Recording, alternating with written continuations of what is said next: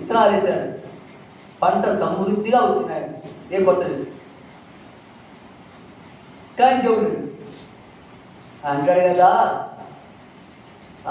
నా విస్తారంగా విత్తనాలు వేసాను, పంట సమృద్ధిగా వచ్చింది, నా పొట్లాలు పోసుకుంటాను, నా ప్రాంతం అంటాను, నా ప్రాణమా తిను త్రాగు సుఖించు, నీకే ఇబ్బంది లేదు, సంవత్సరం తరబడింది నీకు ఆస్తి సంపాదించి పెట్టాను. ఎవరు పైన దేవుడు ఇచ్చాడు. దేవుడు చూశాడు, తన మనసులోది గ్రహించాడు. దేవుడు తను రిలాక్స్ చేసుకుంటున్నాడు. కొంతంటారు ఇప్పుడు కూడా, నాకేం పర్లేదులే, ఇన్ని పొలాలు ఉన్నాయి, ఇన్ని డబ్బులు ఉన్నాయి, సంపాదించి పిల్లలు ఉన్నారు, ఉద్యోగాలు ఉన్నాయి, వ్యాపారాలు ఉన్నాయి, బంగ్లాలు ఉన్నాయి, కార్లు ఉన్నాయి, అన్నీ ఉన్నాయి, నాకేం పడుతుంటాడు జీవితంలో. కానీ ఎన్ని నాకు దేవుడు ఇచ్చాడు కావాలి, నాకు దేవుడు ఇచ్చాడు నేను చెప్పగలవా?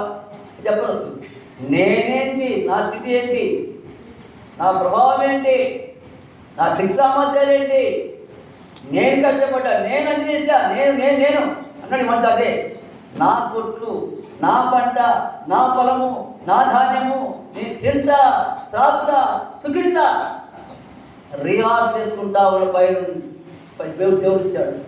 మనసు గ్రహించాడు దేవుడు. ఓరి ఏమన్నమ్మా, ఎర్రివాడా, ఓరి పిచ్చోడా, ఎవరిచ్చారా ఎన్ని నీకు? సంపాదించి తీసుకొచ్చా, ఏమైనా వస్తా తీసుకొచ్చా, ఏమైనా? నేను నీకు ప్రేమించి ఇచ్చారా బాబు? నన్ను తలుచుకున్నావా నువ్వు? నన్ను జ్ఞాపకం నువ్వు? ఈ రాత్రి నీ ప్రాణం పోతుంది. ఏ రాత్రి అమ్మా?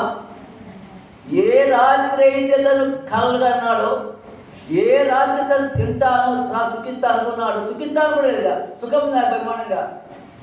ఆయన బిల్డింగ్ ఉంది, బంగ్లా ఉంది, వేసేసుకుంటా పడుకుని తింటా అవుతా అన్నీ వేసుకుంటా చూసాడు. ఈ రాత్రి ఆ రాత్రి పోయింది, ప్రాణం వెళ్ళిపోయింది. తినాలి తప్పించాలి లేదా మన ఎనకొని మన ఆవుసి మన ఆరు చెప్పిందంటే అన్నీ దేవుని చేతిలో ఉన్నవి. గుర్తుంచుకోండి, నీ ప్రాణము నీ ఆవుసి అంటే చెప్పండి దేవుని హస్తాల్లో ఉండే. గుర్తుంచుకో, ప్రతి మనం ఏం చేయాలంటే దేవుని జ్ఞాపకించుకోవాలి, దేవుని స్థించాలి. అయితే ఈ సంవత్సరం మనం